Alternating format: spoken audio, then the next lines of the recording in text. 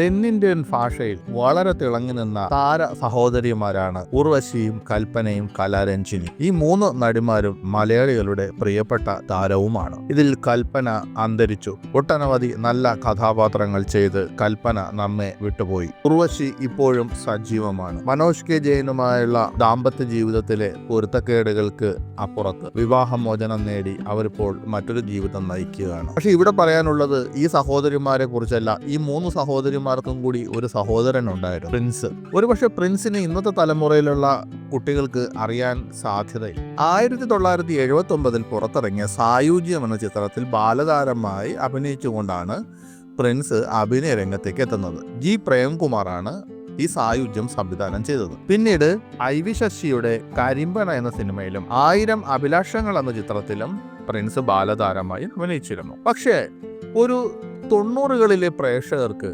Prince എത്രത്തോളം പരിചിതനാണ് എന്ന് ചോദിച്ചാൽ നമുക്ക് ശരിക്കും അത്ഭുതം തോന്നും. ഒരുമാതിരിപ്പെട്ട പ്രേക്ഷകർക്കൊക്കെ പ്രിൻസിനെ അറിയാമെന്നുള്ളതാണ് സത്യം. അത് ഒരു സിനിമ കാരണമാണ്. 1980 തുളസീദാസിന്റെ സംവിധാനത്തിൽ പുറത്തിറങ്ങിയ ലയനം എന്ന സിനിമയാണ് പ്രിൻസ് അഭിനയിച്ച ആ സിനിമ.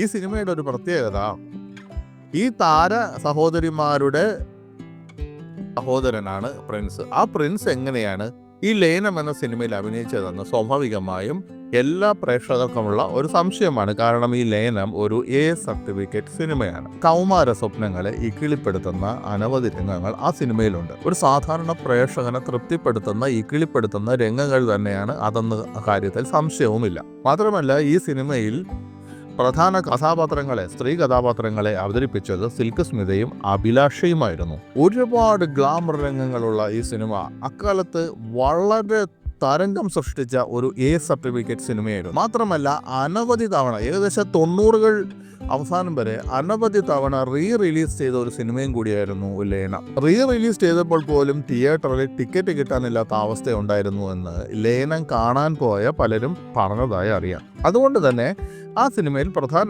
കഥാപാത്രങ്ങളെ അവതരിപ്പിച്ച പ്രിൻസും സിൽക്ക് സ്മിതയും ഒക്കെ വളരെ ശ്രദ്ധിക്കപ്പെട്ടു. വെറും 17 വയസ്സുള്ളപ്പോഴാണ് പ്രിൻസ് ഈ സിനിമയിൽ അഭിനയിച്ചത്. A സർട്ടിഫിക്കറ്റ് സിനിമയായതുകൊണ്ട് തന്നെ പ്രിൻസിന് കൂട്ടുകാരിൽ നിന്നും നാട്ടുകാരിൽ നിന്നുമൊക്കെ ഒരുപാട് പരിഹാസങ്ങൾ ഏറ്റുവാങ്ങി. നമ്മുടെ സമൂഹത്തെ അറിയാമല്ലോ, സ്വാഭാവികമായും അങ്ങനെയാണ്. പക്ഷേ ഈ പ്രിൻസ് പിൽക്കാലത്ത് ആത്മഹത്യ ചെയ്യുകയായിരുന്നു. എന്തുകൊണ്ടാണ് അദ്ദേഹം ജീവിതം അവസാനിപ്പിച്ചത് എന്നൊന്നും ഇതുവരെ ആർക്കും അറിയില്ല. പ്രിൻസിൻ്റെ സഹോദരിമാർക്കോ അറിയില്ല. ഇത്തരത്തിലൊരു സിനിമയിൽ അഭിനയിച്ചത് കൊണ്ടുള്ള മനപ്രയാസത്തിലാണോ ജീവൻ അവസാനിപ്പിച്ചതെന്നും പ്രണയനൈരാശ്യം കാരണമാണോ എന്നൊന്നും അറിയില്ല. ഈ 2 കാരണങ്ങളാണ് എങ്കിലും പലരും ചൂണ്ടിക്കാണിക്കുന്നത്. എല്ലാവർക്കും അത്ഭുതം തോന്നുന്ന ഒരു കാര്യം, സിനിമയിൽ വളരെ സജീവമായിരുന്ന സഹോദരിമാരുടെ സഹോദരൻ എങ്ങനെയാണ് ഇത്തരമൊരു പടത്തിന് നായകനായി എത്തിയെന്ന്. അതിനെക്കുറിച്ചും ആർക്കും അറിയില്ല. അതിനെക്കുറിച്ച് അറിയണമെങ്കിൽ സംവിധായകൻ തുളസീദാസിനോട് തന്നെ അത് ചോദിക്കേണ്ടിയിരിക്കുന്നു എന്നുള്ളതാണ് സത്യം. എന്നാൽ ഈ വിഷയത്തിൽ ലയനം സിനിമയുടെ സംവിധായകൻ തുളസീദാസിന് പറയാനുള്ളത്, പ്രിൻസ് ആത്മഹത്യ ചെയ്തത് തൻ്റെ സിനിമയിൽ അഭിനയിച്ചത് കൊണ്ടല്ല എന്നാണ്. കാരണം പ്രിൻസിനെ ഈ സിനിമയിലേക്ക് കൊണ്ടുവരാൻ കാരണം തുളസീദാസ് തന്നെയായിരുന്നു എന്ന് തന്നെയാണ് അദ്ദേഹവും പറയുന്നത്. ഉർവശിയുടെ വീടുമായി ഏറെ പരിചയമുണ്ടായിരുന്ന ഒരു വ്യക്തിയായിരുന്നു തുളസീദാസ്. താൻ സംവിധാനം ചെയ്യുന്ന സിനിമയ്ക്ക് വേണ്ടി ഒരു പയ്യനെ തിരക്കി നടന്ന കാലം. അക്കാലത്ത് ഒരിക്കൽ തുളസീദാസ് ഉർവശിയുടെ വീട്ടിൽ പോയിരുന്നു. അങ്ങനെ പോയിരുന്നപ്പോൾ ഈ പ്രിൻസിനെ കാണാനിടയായി. തുളസീദാസ് ഇപ്പോഴും ഓർക്കുന്നു, താൻ അവിടെ ഇരിക്കുമ്പോൾ ബാള് തട്ടി കളിച്ചുകൊണ്ടിരുന്ന ഒരു പയ്യൻ. അവനെ കണ്ടപ്പോൾ തൻ്റെ കഥാപാത്രത്തിന് ഈ പയ്യൻ അനുയോജ്യനാണെന്ന് മനസ്സിലാക്കുകയും ഉർവശിയുടെ അമ്മയുടെ കൂടെ ഇവനെ അഭിനയിക്കാൻ വിടുന്നതിൽ താല്പര്യമുണ്ടോ എന്ന് ചോദിക്കുകയും ചെയ്തു. അങ്ങനെയാണ് ഉർവശിയുടെ അമ്മ അവന് താല്പര്യമെങ്കിൽ അഭിനയിപ്പിച്ചോളൂ എന്ന് പറഞ്ഞതും കഥ പറയുന്നതും ശേഷം പ്രിൻസിനെയും കൊണ്ട് പ്രൊഡ്യൂസറിൻ്റെ ഓഫീസിൽ പോകുന്നതും അഭിനയിക്കുന്നതും. തുളസീദാസ് ഉറപ്പിച്ചു പറയുന്നു, താൻ അനുജനെ പോലെ കരുതിയിരുന്ന ഒരു പയ്യനായിരുന്നു അവൻ. അവൻ്റെ ആത്മഹത്യക്ക് കാരണം തൻ്റെ സിനിമയല്ലെന്ന് തന്നെയാണ് പറയുന്നത്.